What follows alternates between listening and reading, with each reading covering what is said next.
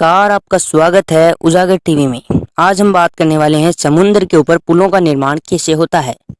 इस वीडियो में आपको संपूर्ण जानकारी दी जाएगी। समुद्र के ऊपर पुल कैसे बनते हैं। जब भी आप किसी नदी या समुद्री ब्रिज के ऊपर से गुजरते होंगे तो आपके मन में ये अक्सर सवाल आता होगा कि आखिर इतने बड़े और लंबे ब्रिज इतने गहरे पानी के ऊपर कैसे बनाए जाते हैं। आप इस विषय पर जानकारी प्राप्त करने के लिए बिल्कुल सही जगह आए हैं। आज के इस वीडियो में हम आपको इस विषय के बारे में संपूर्ण जानकारी देने वाले हैं।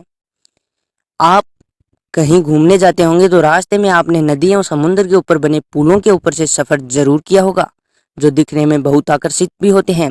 लेकिन सवाल ये उठता है कि आखिर इतने सुंदर एवं आकर्षित और मजबूत पुलों का निर्माण कैसे किया जाता है, जिसके ऊपर से ट्रेन से लेकर बस, ट्रक, कार आदि आसानी से गुजर जाती हैं। तो आइए साथियों, जानते हैं समुद्र के ऊपर पुलों का निर्माण कैसे होता है।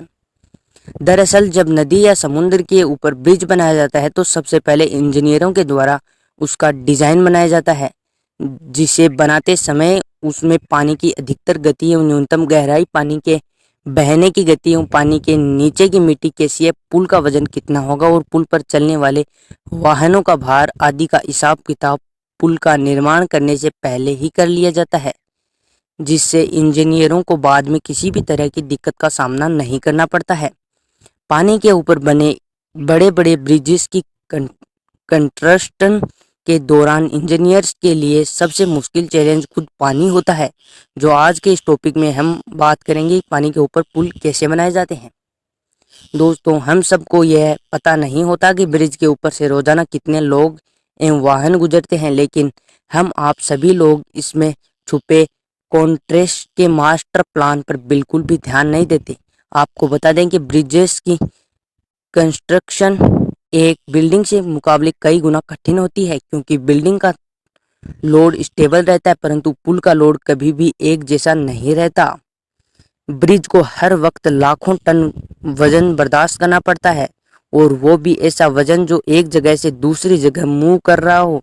जैसे जैसे दुनिया में जनसंख्या बढ़ती जा रही है, वैसे वैसे दुनिया में पुलों की भी इम्पोर्टेंस बढ़ती जा रही है। जब पुल जमीन के ऊपर नहीं बल्कि पानी के ऊपर बने हों। जी हाँ दोस्तों, यहाँ जमीन पर ब्रिजेस की कंस्ट्रक्शन के लिए इंजीनियर्स को मुश्किल चैलेंज का सामना करना पड़ता है। वहीं पानी पर बनाए जाने वाले ब्रिजेस की कंस्ट्रक्शन में इंजीनियर्स को 10 गुना अधिक चैलेंजर्स का सामना करना पड़ता है। समुद्र में ब्रिज बनाने के लिए एक एक इंच भी पहले से कैलकुलेट किया जाता है, क्योंकि अगर 1 इंच की भी गलती होती है तो हजारों जाने और अरबों रुपए के एक ही झटके में डूब सकते हैं। आपकी जानकारी के लिए बता दें कि चाहे घर एवं बिल्डिंग की कंस्ट्रक्शन हो या फिर ब्रिज की, सब में एक ही चीज कॉमन होती है, और वह चीज है इनकी फाउंडेशन। जैसे कि फाउंडेशन के बिना किसी भी स्ट्रक्चर को नहीं बनाया जा सकता, वैसे ही बिना फाउंडेशन के ब्रिज की कंस्ट्रक्शन का काम करना भी बिल्कुल मुमकिन नहीं है। सवाल ये आता है कि समुद्र और नदियों में बने ब्रिज की फाउंडेशन तो उसके अंदर होती है, लेकिन इतने गहरे पानी के अंदर बनते कैसे हैं और इतनी सुंदर और मजबूत होती हैं, जो पानी में लहरों के बीच भी पुलों को मजबूती से पकड़े रहती हैं। तो आइए जानते हैं कि इंजीनियर्स इतने गहरे पानी में पुल का निर्माण कैसे करते हैं। पानी के ऊपर कंस्ट्रक्शन के लिए इंजीनियर्स का सबसे पहला काम होता है पानी की गहराई नापना, और साथ ही पानी के नीचे ज़मीन कैसी है इसके बारे में पूरी इन्फॉर्मेशन कलेक्ट करना। जैसे कि पानी के नीचे ज़मीन रेतीली है या पथरीली, इसका पता लगाने के लिए प्रोफेशनल गोताखोर पानी के अंदर जाते हैं और कई दिनों तक सिर्फ इन्फॉर्मेशन कलेक्ट करने का ही काम चलता है। यदि पानी कम होगा तो फाउंडेशन के कंस्ट्रक्शन में भी आसानी होगी, लेकिन यदि पानी की गहराई अधिक होगी तो फाउंडेशन का काम थोड़ा मुश्किल हो जाता है, क्योंकि जितना गहरा पानी होगा उतना ज़्यादा फाउंडेशन का काम करने में मुश्किल होती है। तो इन्फॉर्मेशन कलेक्ट करने के बाद जब असली काम आता है तो फाउंडेशन की स्ट्रक्चर बनाने के लिए पानी को उस जगह से निकाला जाए। साथियों, पानी चाहे कितना भी गहरा क्यों ना हो, जिस जगह फाउंडेशन की नींव रखनी होती है उस जगह से पानी को हटाना ही पड़ता है। आपको बता देंगे इंजीनियर्स ने इसके लिए 3 मेथड्स बनाए हैं।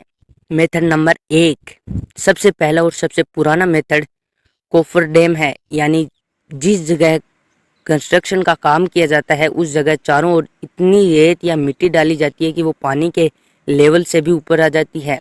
जब चारों तरफ मिट्टी से ब्लॉक कर दी जाती है, फिर बीच से पानी को खाली कर लिया जाता है ताकि कंस्ट्रक्शन का काम आसानी से किया जा सके। लेकिन ये काम इतना भी आसान नहीं होता, क्योंकि कई बार ऐसा होता है कि कंस्ट्रक्शन के चारों तरफ डाली गई मिट्टी पानी के दबाव के कारण बहने लगती है, जिसके कारण कोफर डैम में पानी भरने लगता है, जिससे वर्कर्स की जानें भी चली जाती हैं। लेकिन दोस्तों, जब कोफर डैम मिट्टी की जगह लोहे की शीट से बनाई जाती है तो मशीन की मदद से पानी के अंदर एक एक करके डाली जाती है, जो एक मजबूत दीवार बन जाती है, जिसे फिर आसानी के साथ काम किया जा सकता है। मेथड नंबर 2, इस तरीके में फाउंडेशन की नींव पहले ज़मीन पर बनाई जाती है, फिर उसे किसी शिप की सहायता से उस जगह पहुंचाया जाता है जहां कंस्ट्रक्शन का काम होना होता है। लेकिन इंजीनियर्स के लिए सबसे बड़ा चैलेंज होता है कि इसे पानी के नीचे डालना, क्योंकि ये ऊपर से खुली होती है लेकिन नीचे से बंद होती है, जिसे अगर इसे ऐसे ही नॉर्मल तरीके से डाला जाए तो ये पानी के ऊपर ही तैरती रहेगी। ये फाउंडेशन पानी में ना तैरे, इसके लिए इंजीनियर्स के पास एक बेहतरीन तरीका है। यदि पानी अधिक गहरा होता है तो शिप की सहायता से पानी के नीचे बड़े बड़े पत्थर डाले जाते हैं, जिसकी ज़मीन की गहराई की जाती है, फिर इसे पानी से उस बड़े बड़े पत्थरों के ऊपर शिफ्ट कर दी जाती है। 3, इस मेथड में लोहे के बड़े बड़े पाइपों को शिप की मदद से कंस्ट्रक्शन की जगह पर ले जाया जाता है, जिसके बाद उन पाइपों को सबसे पहले मशीन के द्वारा पानी के नीचे धंसाया जाता है, जिसके ऊपर अब ब्रिज की कंस्ट्रक्शन का काम शुरू किया जाता है। लेकिन दोस्तों, ये इतना भी आसान नहीं होता जितना कि कहने और सुनने में लगता है। इस पूरी प्रोसेस में वर्षों की मेहनत और कई वर्कर्स का साथ होता है। तो दोस्तों, इस समुद्र ब्रिज का निर्माण किया जाता है। लास्ट में निष्कर्ष ये निकलता है, इस वीडियो में हमने आपको बताया कि समुद्र के इतने गहरे पानी के ऊपर ब्रिज का निर्माण कैसे किया जाता है। हम आशा करते हैं कि आप लोगों को आज की यह जानकारी नॉलेजेबल लगी रहेगी।